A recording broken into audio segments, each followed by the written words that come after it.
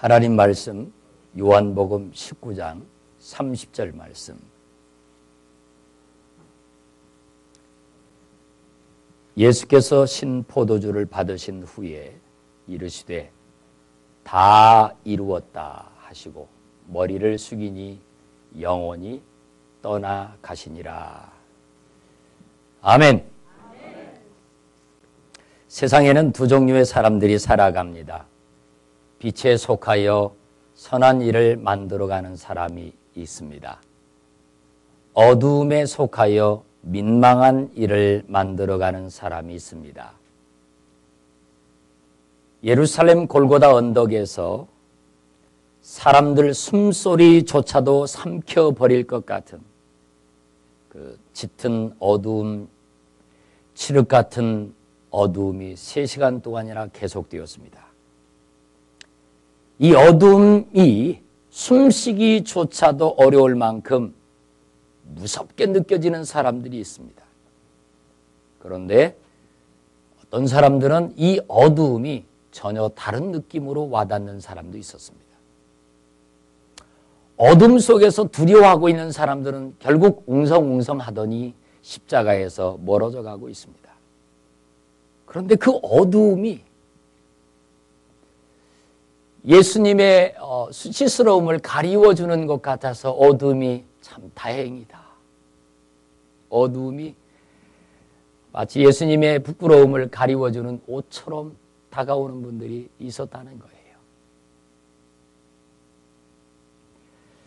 이것은 이런 말이 되겠죠. 주님을 위하여, 주님의 몸된 교회를 위하여 기꺼이 내 삶 속에 와 있는 연단과 어려움, 시험들을 믿음으로 잘 감당해 드리는 거예요. 그 어둠 속에서, 어두울 수밖에 없는 현실 속에서 성도답게 잘 감당해 드리는 거예요. 바로 이것이 어두움도 기꺼이 기쁨으로 받아들이는 성도의 모습인 것입니다. 자, 그런 칠흑 같은 어둠 속에서 아주 작은 소리 한마디가 들려오는데, 그런데 분명했어요. 다 이루었다. 주님이 하셨어요. 인류 역사는 다 이루었다라고 하는 이 말 이전의 역사와 이후의 역사로 구분되어집니다. 다 이루었다. 이전의 역사는 어둠의 역사입니다.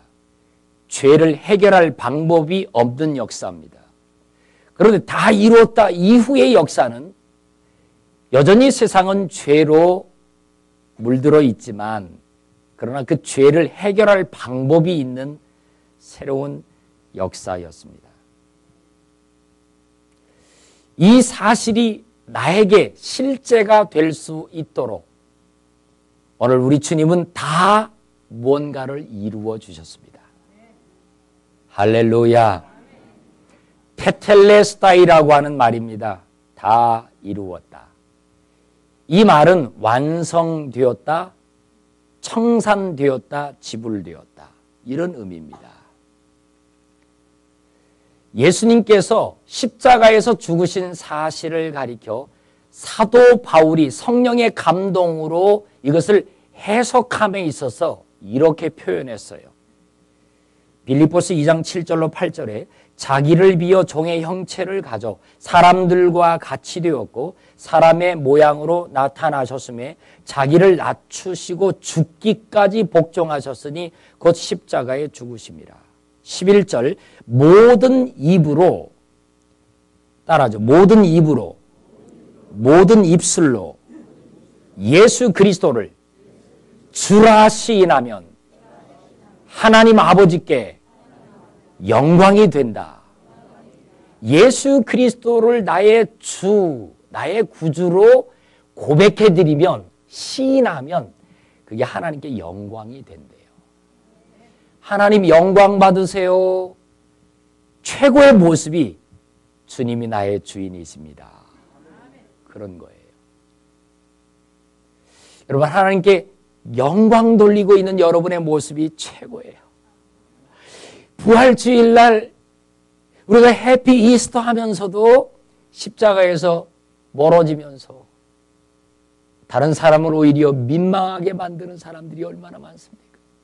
그런데 오늘 우리는 우리 아이들도 찬양대원들도 여러분들의 예배드리는 이 모습도 성전을 쓸고 닦으며 주방에서 봉사하며 주차장에서 차량을 안내하며 이 모양 저 모양으로 헌신하는 이 모습이 주님께 영광이 된다는 거예요.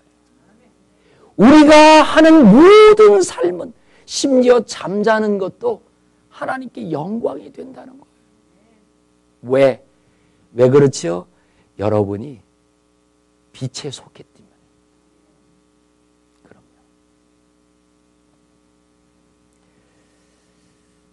테텔레스타이, 다 이루었다. 무엇을 이루셨을까요? 첫째는 성전을 완성하셨다라고 하는 말입니다. 테텔레스타이, 완성하다, 성전을 완성했다라고 하는 말입니다. 성전은요, 하나님이 직접 디자인하신 것이죠. 성전은 하나님의 나라의 모형을 그 성전 속에 담아두셨다고 했습니다. 자, 그래서 성전의 하나님의 나라의 모양인 첫 번째 하나님의 디자인은 에덴 동산입니다. 거기엔 하나님이 계셨습니다. 에덴에서 쫓겨나면서 하나님은 또 새로운 성전의 모양을 예비합니다. 방주입니다. 거기엔 하나님이 계셨습니다. 새 역사로 하나님이 방주를 사용하십니다. 방주가 이 땅에서 사라지고 난 뒤에 온 인류 역사의 심판이 끝나고 난 다음에 하나님은 또 새로운 성전의 모양을 모세를 통해서 주십니다. 성막입니다. 40일 동안 기도하고서 받은 하나님의 나라의 설계도입니다. 성막이 정착되면서 예루살렘 성전 한복판에 성전으로 하나님의 집을 짓게 하셨습니다. 그런데 뜻밖의 이상한 말 한 말씀을 우리가 듣게 됩니다. 왜 사단은요, 하나님이 디자인한 성전을 끊임없이 싫어해요. 무너뜨리려고 해요. 깨트리려고 합니다. 그래도 에덴도 쫓겨나게 만들고, 그래서 방주의 안팎으로 피를 발랐고, 그 다음에 성전이었던 솔로몬의 성전도 무너뜨리고, 스룹바벨 성전도 무너뜨리고, 헤롯 성전도 무너뜨리고, 성전을 하여튼 지어진 성전마다 다 무너뜨리는 거예요. 왜 그럴까요? 바로 그 성전에 하나님이 계시기 때문입니다. 성전에 가면 하나님의 영광을 경험하게 되기 때문입니다. 그래서 사단은 끊임없이 성전을 무너뜨려요. 그런데 예수님이 이런 말씀을 하셨어요. 요한복음 2장 19절로 21절. 예수께서 대답하여 가라사대 너희가 이 성전을 헐라 내가 사흘 동안에 일으키리라. 할렐루야. 너희가 성전을 헐어라 내가 사흘 동안에 다시 일으키리라. 유대인들이 가로되 이 성전은 46년 동안 지었거늘 네가 어떻게 사흘 동안 일으키겠느냐 하더라. 그러나 예수는 성정된 자기 육체를 가리켜 말씀하신 것이라. 그거였어요. 새로운 성전이 자신의 육체를 통해서 완성될 것을 예언하고 계셨던 것입니다. 성전에 대한 전혀 새로운 패러다임이 입혀진 것이에요. 예수님께서 십자가에서 운명하시는 순간 성전이 완성되었다 설명 들어갈게요. 마가복음 15장 37절 38절 예수께서 큰 소리를 지르시고 숨지시니라. 38절 이에 성소 휘장이 위로부터 아래까지 찢어져 둘이 되리라. 지금까지는 성소와 지성소가 휘장에 의해서 가로막혀져 있었습니다.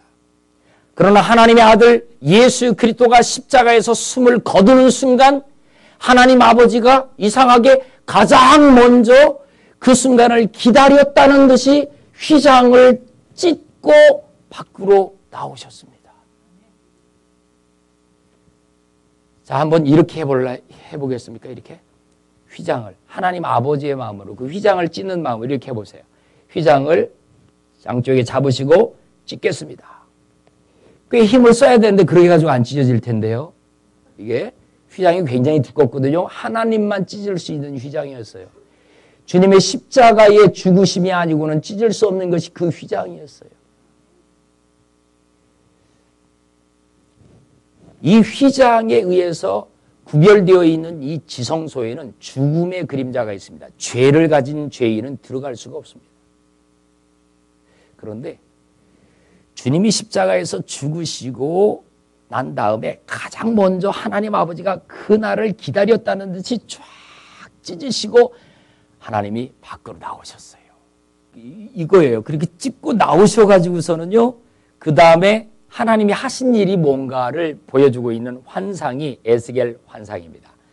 에스겔 47장 9절에 이 강물이 이르는 곳마다 번성하는 모든 생물이 살고 또 고기가 심이 많아 물이 흘러 들어가므로 바닷물이 되살아나겠고 이 강이 이르는 각처의 모든 것이 살 것이며 강 좌우의 가에는 각종 먹을 과실나무가 자라서 그 잎이 시들지 아니할 것이며 열매가 끊이지 아니하고 달마다 every month 달마다 새 열매를 맺으리라. 그 물이 성소를 통하여 나옴이니라. 그 물이 어디로부터 나왔다고요? 성소로부터. 그러니까 휘장을 찢고 지성소에서 하나님이 이 지성소와 성소를 하나로 만드신 다음에 여호와께서 그 영광을 몰고 어디로 나가고 있느냐면 그것을 은혜의 강물로 예수 그리스도의 십자가의 강물로 그다음에 광야에서 솟아난 그 생수의 강물이 되어서 세상을 향하여 점령에 들어가기 시작했던 거예요. 일천척을 청량하니 무릎에 이르고 일천척을 청량하니 허리에 이르고 일천척을 청량하니까 머리를 채우고 창이라여 세상을 다 덮어버린 거예요. 지구본을 놓고 보면 마치 노아의 홍수의 심판을 위해서 하늘 위에 물과 땅에 있는 물을 전부 꺼내갖고 지구를 온팡 다 잠궈버린 것처럼요. 하나님의 영광을 몰고 지성소에서 하나님이 나오셔서 이 지구와 온 우주, 지구만을 아니에요. 초월하여 온 우주를 하나님의 영광으로 다 담아버리셨어요.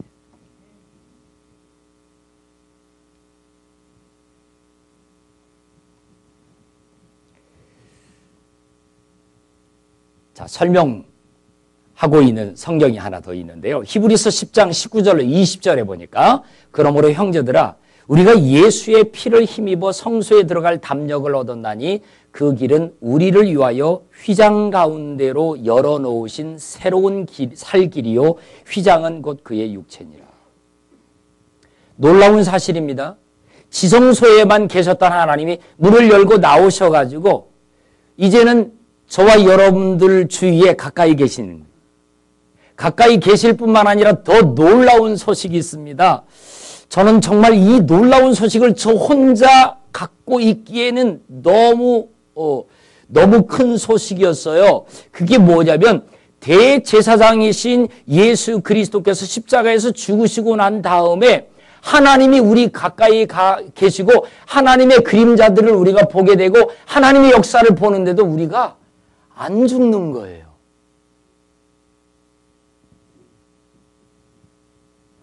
고린도전서 3장 16절 너희가 하나님의 성전인 것과 하나님의 성령이 너희 안에 계신 것을 너희가 알지 못하느냐. 좀 표현하면 한술 더 뜨시는 거예요, 여러분. 여러분, 하나님이 우리 옆을 지나가시는 게 아니라 그분이 밀고 들어오신 곳이 어디냐면 여러분의 마음 가운데라는 거예요. 여러분의 마음을 성전 삼으셨다 이 말이에요. 예루살렘 성전에만 가야 예배를 드릴 수 있었어요. 그것도 사람은 1년에 딱 한 번 대제사장으로 임명된 사람이 하나님을 딱 한 번만 만날 수 있었어요. 그것도 자칫 잘못하면 죽어요. 그런데 열고 나오셔가지고 거리를 활보하실 뿐만 아니라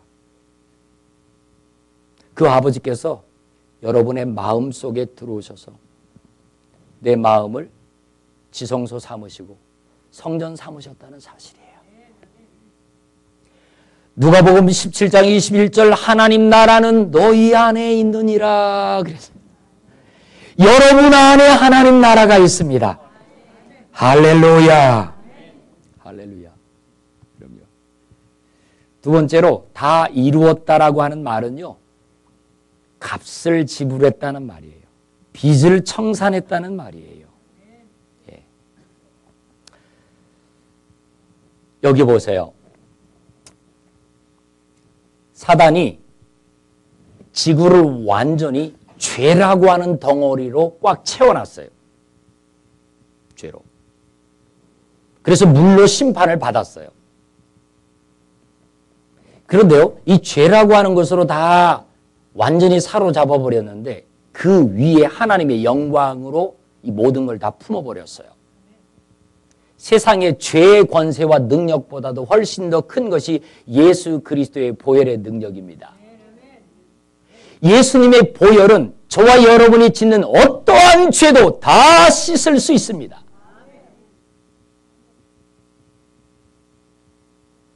하나님의 영광이 워낙 크셔서 우리가 짓는 그 어떤 죄도 다 그 속에 담을 수 있었습니다.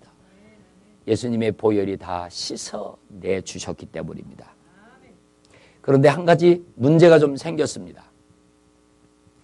그 영광 아래에 우리가 놓이게 됐는데 우리의 마음까지도 하나님의 성전을 이루시고 주님이 딱 들어오셨는데 문제가 뭐냐면 우리의 얼굴과 마음에 수건을 덮어 씌운 사람이 있어요. 그게 원수 마귀예요. 우리의 마음에 에덴 동산을 내서 쫓겨나도록 만들었던 바로 그 원수가 이제는 여러분의 마음에다가 수건을 덮어 씌웠다라고 하는 것이에요. 고린도후서 3장 14절로 18절에 그러나 그들의 마음이 완고하여 오늘까지도 구약을 읽을 때에 그 수건이 벗겨지지 아니하고 있으니 그 수건은 그리스도 안에서 없어질 것이라 그랬어요.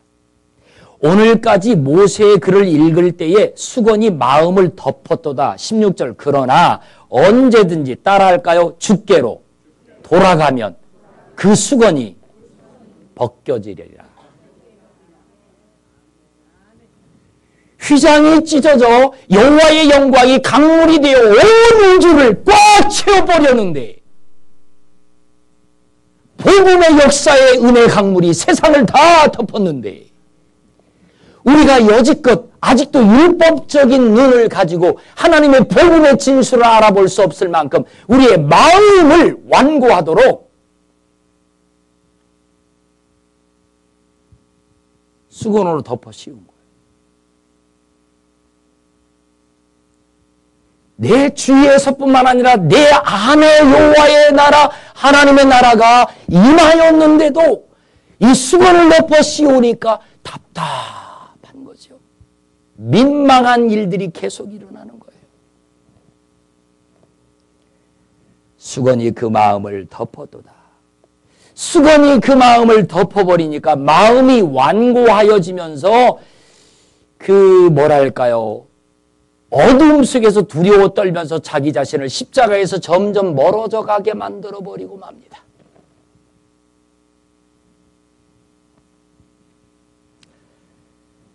영광이 떠나버린 마음은요, 말씀을 아무리 들어도 은혜가 되지 않습니다. 영광에서 멀어진 사람들의 마음속에는 하나님의 십자가에 피 묻은 복음이 아니 예수님이 직접 내 앞에서 십자가에 죽어가셔도 믿어지지가 않습니다. 그런데 놀라운 것은 여러분들은 믿어지시잖아요. 지금 믿어지시기 때문에 말씀이 들려올 때마다 정말 나는 죄인이로소이다 그렇게 고백하시는 거잖아요.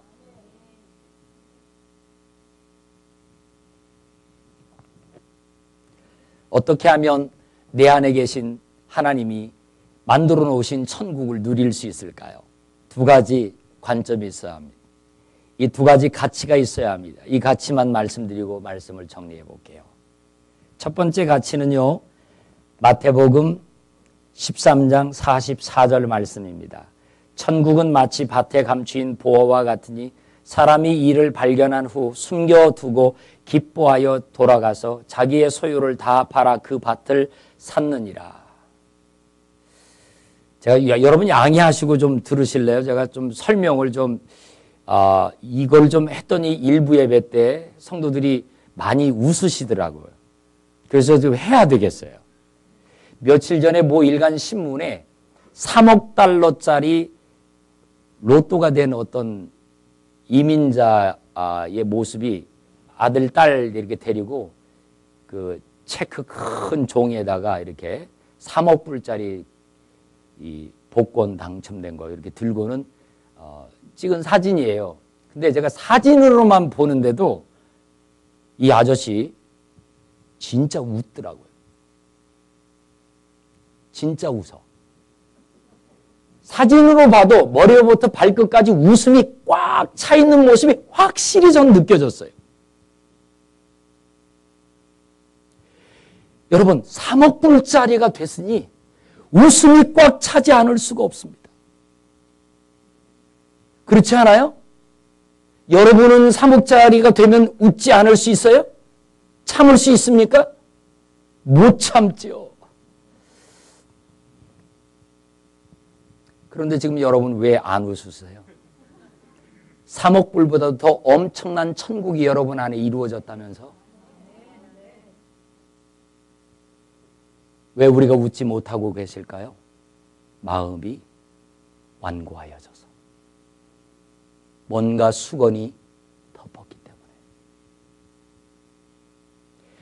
이 느낌을 가지고요, 오늘 마태복음 13장에 있는 44절에 천국은 마치 밭에 감추인 보화를 발견한 어떤 농부가 그걸 덮어두고 집으로 가고 있습니다. 자, 이 농부는 웃으면서 갈까요? 웃지 못하면서 갈까요? 웃으면서 갈까요? 아니면 인상 쓰면서 갈까요? 웃으면서요? 저는 아니에요. 저는 도저히 못 웃겠어요. 왜? 내가 웃으면 들킬까 봐. 밭에 감춘 그 보화, 야, 저 사람 평소에 맨날 인상만 쓰고 살더니 왜 오늘따라 저렇게 머리로부터 발끝까지 웃음이 막 하늘을 찌를 만큼 터져나가고 있지? 왜 저러지? 분명히 뭔가가 있다. 그래가지고 그게 궁금해가지고 뒤를 밟아가지고 그 비밀을 알고 그 보물을 그독해갈까봐. 내가 발견한 그 보물 들킬까봐. 저는 웃지 못할 것 같아요. 자, 그런데 이 복음의 이야기는 그런 얘기입니다. 그 밭을 내가 가지고 있는 모든 소유를 팔아서만 살 수 있는 것이에요. 내 모든 시간의 소유, 내 모든 물질의 소유, 내 모든 건강의 소유를 다 팔아서 담아가지고 이것을 사기 위해서 기꺼이 투자하는 거예요. 천국을 소유하기 위해서 이런 것들을 기꺼이 투자하는 거예요. 기꺼이 다 내려놓는 거예요. 천국을 누리기 위해서. 내 마음이 완고해지지 않고 빛이 나고 평강이 누려지고 기쁨이 넘쳐지기 위해서는 뭐든지 다 투자할 수 있어야 돼요. 이게 밭에 감추인 보화를 발견한 농부의 가치입니다. 마지막으로는요, 마태복음 18장 23절로 27절의 이야기입니다. 천국은 그 종들과 회개하려 하던 어떤 임금과 같으니 회개할 때 1만 달란트 빚진 자 하나를 데려오매 갚을 것이 없는지라 주인이 명하여 그 몸과 처와 자식들과 모든 소유를 다 팔아 갚게 하라 한데 그 종이 엎드려 절하며 가로되 내게 참으소서 다 갚으리이다 하거늘 그 종의 주인이 불쌍히 여겨 놓아 보내며 그 빚을 탕감하여 주었더라. 할렐루야. 자, 여기는 좀 한두 가지 좀 살펴야 될 내용이 있는데요.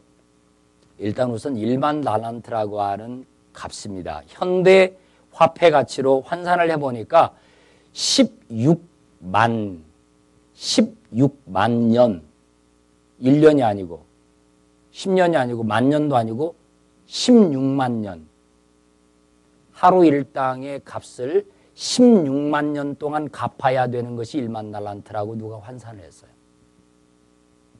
그런데 이 사람이 하는 말이 임금이 이 사람을 붙잡아 오게 했어요. 어디 길을 가다가 우연히 만난 게 아니에요. 붙잡아 찾아내어 추적하여 그를 끌고 오라는 것이었어요. 왕이 명령했다고 성경에 나와요. 명하여 그를 붙잡아다가 그 앞에 세워넣었어요. 그리고는 임금이 이렇게 다룹니다. 주인이 명하여 그 몸과 처와 자식들과 모든 소유를 다 팔아 갚게 하라. 그럴 때에 이 사람이 이렇게 말하죠. 엎드려 절하며 가로되 내게 참으소서 다 갚으리이다. 여러분 다 갚을 수 있어요? 16만 년 동안 어떻게 우리가 살아요? 못 갚죠. 그런데 여기 이 다 갚으리라 이 사람의 이 말은 그냥 건성으로 하고 있는 거예요. 별로 마음의 심중에 진지함이 없어요. 그냥 하는 말이에요. 그것이 그냥 한 말이라는 것을 얼마나 제가 정말 뼈저리게 제가 느꼈느냐면요. 그 사람이 그렇게 말을 했는데 참 이 임금님 하시는 그 다음에 처방 보세요. 다 갚으리다 하거늘 그 종의 주인이 불쌍히 여겨 놓아 보내며 그 빚을 탕감하여 주었더라. 이게 하나님이세요. 지성소를 탈출하여 나오시고 찍고 나오셔서 온 우주의 모든 죄인들을 다 품어버리시는 우리 아버지 하나님 마음, 이 임금의 마음입니다. 갚을 수 없는 걸 뻔히 아시면서 그렇게 말하여 고백하였다고 엎드려 불쌍히 여겨달라고 다 갚으리이다. 실제는 그 마음속에 갚을 마음이 전혀 없는데도 탕감하여 주셨다. 근데 그 다음이 안타까워요. 마태복음 18장 28절로 31절 그 종이 나가서 저에게 100데나리온 빚진 동관 하나를 만나 붙들어 목을 잡고 여기 따라합시다. 동관. 이 동관은 그 사람만 혼자 있는 동관이 아니에요. 거기 동관이 있고 또 다른 동관이 있고 다 동관들이 여기 즐비하게 있었던 것이고 여기 동관들은 일하는 곳이었다 이 말이에요. 그 동관이 지금 임금한테 갔다가 자기가 세상을 돌아다니다가 붙들려 와 보니까 그 동관은 자기에게 갚을 그 빚을 위해 동관에 일을 하고 있었던 사람이 틀림이 없단 말이에요. 그런데 이 사람이 그 사람을 붙들어 갖고 집어서 어떻게 해요? 목을 붙잡고 감옥으로 갔다가 집어넣었다고 성경에 나와요. 붙들어 목을 잡고 가로되 빚을 갚으라 하며 그 동관이 엎드려 간구하여 가로되 나를 참아주소서. 여기서는 이 사람은 다 갚으리이다 그렇게 말하지 않았어요. 갚으리이다. 갚으리이다. 진심이 느껴지지 않아요? 진심이었을 겁니다. 그런데 허락하지 아니하고 이에 가서 저가 빚을 갚도록 이 사람을 붙들다가 옥에 가두었대요. 돈을 벌도록 해야만이 갚을 수 있는 건데 왜 옥에 가다요? 옥에 가둔 이유가 뭐죠? 자기 같은 줄 알고 갚을 마음이 전혀 없는 사람인 걸로 저는 생각한 거예요. 이 사람은. 이 모습을 다른 동관들이 함께 지켜보면서 마태복음 18장 31절에 그 동관들이 그것을 보고 따라합니다. 심히 민망하여 바라볼 수가 없었어요. 심히 민망하여. 방금 전에 1만 달란트 탕감받았다면서 그가 그 사람을 그렇게 하는 모습이 너무 민망했습니다. 이 비유를 하신 이유는 사실은 다른 데 있습니다. 이 이야기가 무엇을 설명하고 있었을까요? 마태복음 18장 그 바로 21절 22절 앞서 나오는 이야기입니다. 이 이야기가 먼저 나타났어요. 그것을 설명하기 위해서 주님이 비유로 1만 달란트 탕감받은 자의 이야기를 설명하고 있는 겁니다. 제자 베드로가 와서 예수님께 여쭈었어요. 주여, 형제가 내게 죄를 범하면 몇 번이나 용서하여 줘야 할까요? 7번까지 해야 할까요? 22절 예수께서 이르시되 너에게 이른다 7번뿐만 아니라 70번씩 70번까지라도 해야 할지니라. 예, 그거였어요. 용서가 비밀이었던 거예요. 십자가의 죗값이 지불되었기 때문에 우리 마음에 천국이 임해도 하나님이 내 안에 들어오셔서 내가 죽지 않은 이유는 예수님이 십자가의 죗값을 다 지불하셨기 때문이에요. 1만 달란트 탕감을 받았기 때문이에요. 온 우주를 하나님의 영광으로 채웠기 때문이에요. 문제는 우리가 천국을 누리지 못하는 이유, 답답하고 나로 인하여 민망한 일들이 자꾸 벌어지는 이유, 그 이유는 왜 그러느냐? 내 마음이 완악하여질 만큼 뭔가 덮여있기 때문에 그런 거예요. 이것을 걷어낼 수 있는 유일한 방법은 밭에 감추인 부활을 발견한 가치가 생겨져야 되고 1만 달란트를 탕감받은 가치가 내 안에 있어야 된다라고 하는 것이에요. 그럴 때에 사랑을 시작할 수가 있습니다. 다 이루었다. 다 이루었다. 사도 베드로가 베드로전서 4장 8절에서 사랑은 허다한 죄를 덮느니라 라고 말씀합니다. 이 단어 중에서 사랑은 허다한 죄, multitude sins라고 했어요. 모든 종류의 죄들. 그리고 사랑을 charity라고 그렇게 번역을 했는데 이 charity shall cover.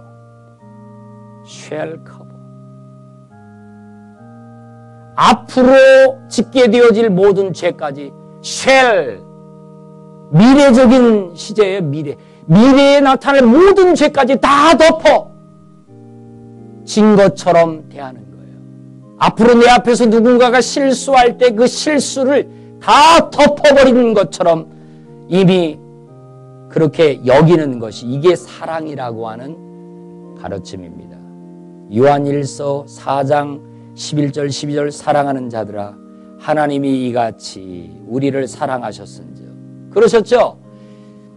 십자가의 사랑이 오늘까지 지은 죄만 사랑하시고 덮어주시고 용서하시고 오늘부터 지는 죄를 용서하지 않으셨다면 우리는 큰일 나는 거예요. 우리가 사는 날 동안 앞으로 짓는 모든 죄까지 다 덮으셔서 shall cover multitude sins 모든 종류의 죄. 부부간에도 마찬가지예요. 부모 자녀 간에도 마찬가지예요. 형제 간에도 마찬가지예요. 앞으로 살면서 우리가